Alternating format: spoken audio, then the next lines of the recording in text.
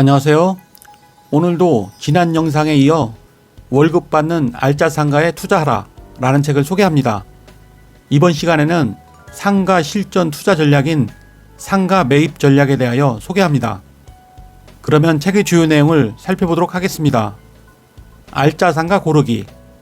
상가의 임대료와 매매가가 궁금하다면 망설이지 말고 부동산 중개소에 들어가서 시세를 확인해 보는 습관을 가져라. 투자 물건이 적정 임대료 현황, 상권의 특성, 영업일수, 주 동선, 인근의 공실 유무, 3년 내 해당 건물의 변화 등을 역추적하는 것을 반복하다 보면 상권 분석뿐만 아니라 해당 업종에 대한 방대한 지식도 축적될 것이다. 상권에서 벌어지는 과거와 현재의 현상을 정확히 알고 있다는 것만으로 투자를 결정하는데 큰 도움이 된다. 최근엔 빅데이터를 활용한 투자와 창업이 점차 많아지고 있다. 빅데이터도 잘 활용하면 창업하려는 업종의 매출액을 좀 더 정확하게 예상할 수 있을 뿐만 아니라 상권의 변화를 과학적으로 풀어낼 수 있다. 빅데이터를 분석하여 상권 정보를 제공하는 나이스비즈맵이라는 사이트를 잘 활용하면 상권의 흐름을 파악하는 데 도움이 된다. 직관적인 상권 분석의 방법. 1. 상가 중개를 가장 많이 하는 중개사를 활용하라. 2. 권리금으로 A, B, C급과 임대료로 A, B, C급 라인을 분석하라. 3.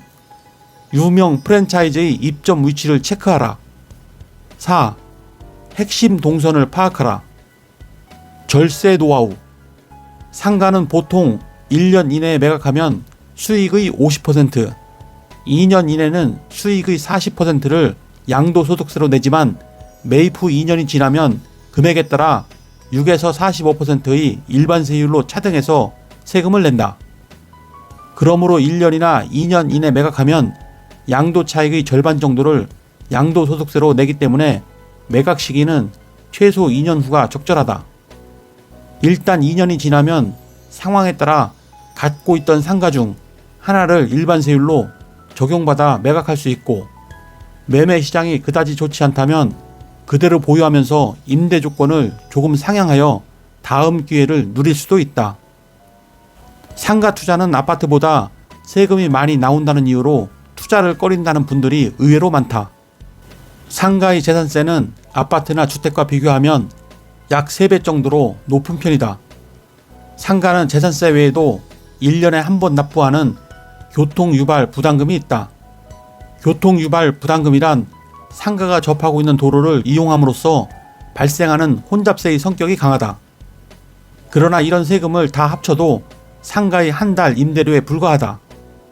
역으로 봤을 때 가지고 있는 상가들이 한 달 임대료를 합산한 금액보다 오히려 세금이 더 많이 나온다면 시세보다 임대료를 낮게 받는 것으로 볼 수 있다. 경매 입찰 자료에서 힌트를 얻어라.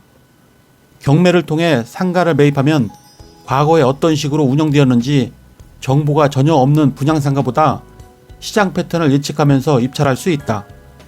상가는 아파트나 오피스텔과 달리 정해진 시세가 없다. 사실 시세가 없다기보다는 시세 정보가 숨겨져 있다고 보는 것이 정확하다. 경매에 등장한 상가 물건들은 임대료 현황을 쉽게 알 수 있어서 좋다. 유심히 지켜보면 업종별로 적정한 임대료의 최저가와 최고가를 포착할 수 있다. 사실 현장에서 임대료 정보를 얻기는 쉽지 않다. 임대료 부분은 중개사나 임차인 모두 정확히 알려주기를 꺼리기 때문이다. 경매는 입찰 자료를 통해 권리금, 임대료, 매매가 등 한 번에 다양한 정보를 비교하면서 볼 수 있다. 특히 과거 유사 낙찰 사례들을 보면서 시장의 패턴과 임대료 변화를 파악하는 데 유리하고, 주변 상가의 임대료 또한 대략 유추가 가능하다. 법원에 제출한 임대 내역을 확인하다 보면 대략 업종별 임대료 패턴도 파악할 수 있다. 알짜 상가 매입의 5가지 핵심 전략. 첫째, 1층 상가를 최우선으로 고려한다. 1층은 목적성이 있는 지상층과는 달리 접근성과 인지성이 좋기 때문에 입점할 업종의 수가 가장 많다. 따라서 임대를 하기도 편하고 자신이 직접 운영하기도 쉽다. 그리고 지상층 상가보다 1층 상가에서 권리금이 생길 확률이 높다. 권리금이 있다면 재계약 확률이 높거나 명도 즉시 새로운 임차인을 구하기도 수월하다. 일단 권리금이 형성되면 기존 임차인이 다른 임차인에게 권리금을 받고 나가는 방식이므로 임대인의 입장에서 보면 공실의 위험도 자연스럽게 줄어든다. 둘째, 업종을 선별한다. 지상상가에 투자할 때면 필수 업종이 들어와 있는 물건에만 선별적으로 투자해야 한다. 가령 지상층의 대표 상가인 병원, 의원은 필수 업종이다. 필수 업종이란 그 상권 내에 반드시 포함되어야 할 업종으로 병원, 은행 등 방문 목적이 뚜렷한 상가라고 기억하면 된다. 특히 선점 효과가 뛰어난 학원 업종은 누가 먼저 깃발을 꽂느냐에 따라 그 성패가 나뉜다. 셋째, 우량 임차인을 우선적으로 선택한다. 대기업과 같은 우량 임차인의 경우 기본적으로 임대료를 밀릴 일이 없다. 대기업이 들어와서 장사하고 있다는 것 자체만으로도 나중에 물건을 매각할 때 높은 가치를 인정받고 팔 수 있다. 넷째, 매수 대기 업종을 살핀다. 매수 대기 업종이란 임대를 하거나 직접 장사를 하고 싶은데 자리가 없어 못하는 업종을 말한다. 예를 들어 신도시가 처음 생기고 상권이 형성될 때 맨 처음 입점하는 업종들이 여기에 해당한다. 대표적인 업종으로는 병원, 약국, 편의점, 태권도장, 피아노 학원 등을 들 수 있다. 이들은 입주자들이 다 들어오기 전이나 상권이 형성되기 전에 가장 먼저 들어온다. 다섯째, 권리금이 형성된 물건인지 파악한다. 권리금을 내고 들어온 임차인들은 어떻게 해서든지 나갈 때 자신이 낸 권리금보다 더 많은 권리금을 받아 나가려고 한다. 임대료를 3개월분을 내지 않으면 명도 대상이 되는데 명도를 당하게 되면 권리금은 한 푼도 받지 못하고 나가야 한다. 보통 3개월분의 임대료를 3기 임대료라고 하는데 1개월치가 200만원인 경우 3개월분의 금액인 600만원이 연체되는 순간 명도 대상이 된다. 만약 권리금을 3억 원이나 주고 들어왔는데 임대료가 3개월분 밀렸다면 권리금을 포기하고 비워져야 한다.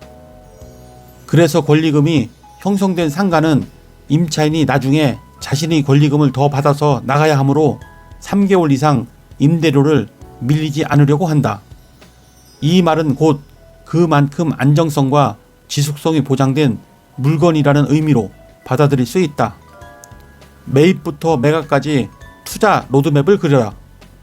상가의 투자 로드맵을 그릴 때 원칙은 분명하다. 두 가지만 기억하면 된다. 하나는 그 매입 방법이 경매가 됐든 급매가 됐든 시세보다 싸게 매입하는 것이다. 또 다른 하나는 매입 이후 인테리어와 임차 업종 그리고 임대 수익률을 잘 활용해 최대한 가치를 올려 매각하는 것이다. 즉 사는 시점부터 미리 매각할 때 어느 가격으로 팔지를 생각해야 한다. 부동산 시장의 흐름이 아무리 자주 바뀌더라도 그 주기는 적어도 4, 5년 단위로 움직일 때가 많다. 그러므로 매각에 관련된 계획을 확실히 세워둬야 한다.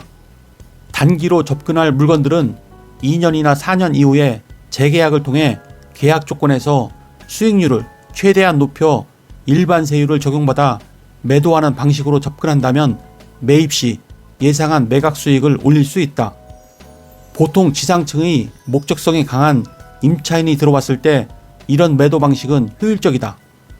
투자를 선택하는 가장 큰 이유는 최대 수익을 얻기 위해서일 것이다. 물건의 조건에 따라서 10년 동안 임대를 하는 것보다 3년 후 매각하는 것이 더 큰 이익이 될 수 있다. 게다가 임대료가 지금이 최대치라 판단했다면 매각을 단행해야 한다.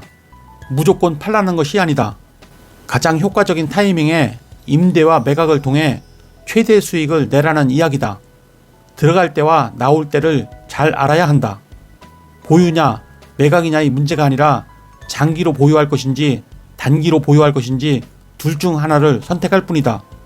때에 따라 장기로 보유해야 한다면 임대 수익이 기대했던 것보다 월등히 높거나 개발 호재 등으로 자산 가치가 계속 상승하는 곳이어야 할 것이다.